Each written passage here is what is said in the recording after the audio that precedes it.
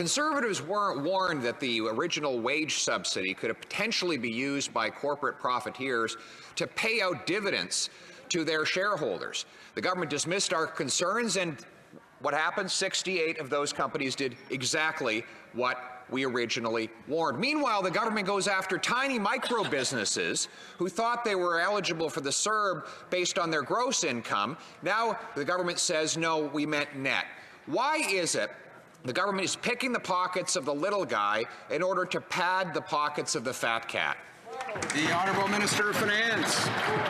Mr. Speaker, I'd like to speak for a moment about the wage subsidy.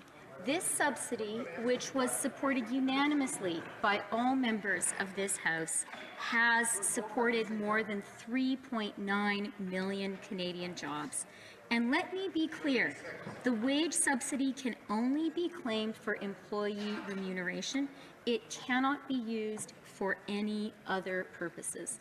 This is a support measure which is keeping Canadians on the job, keeping Canadians at work, and I'm pleased all members of this House supported it.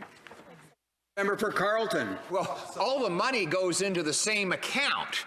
So what the business actually uses it for is impossible to say. 68 companies took money they would have used for wages, and instead of paying workers more, keeping them on, they laid them off and effectively used the tax dollars Canadians provided them to pay it out to wealthy shareholders, just as we warned would happen. Other countries brought in controls to protect taxpayers from this kind of abuse. Why didn't this government do the same? The Honourable Minister of Finance. Mr. Speaker, let me again remind all members of this House that the wage subsidy is supporting more than 3.9 million Canadians to keep their jobs. That is essential. The wage subsidy does include an accountability requirement in the legislation. An officer in the company must attest to the accuracy of the company's claims when claiming this subsidy. Now, I know that Canadian business people are honest and responsible, and that the vast majority of them play by the rules.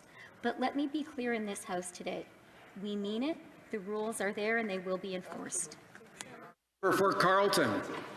Well, she claims to believe businesses are honest, but this is the same government that was calling small businesses tax cheats not so long ago.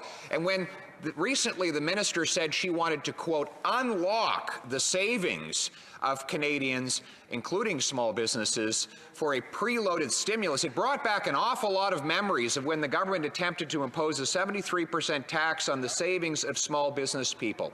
This is the same party that has threatened to tax the capital gains on primary residence. Will this minister, yes or no, rule out taxes on capital gains of principal residences, reintroducing the previous small business taxes, or any other tax increase?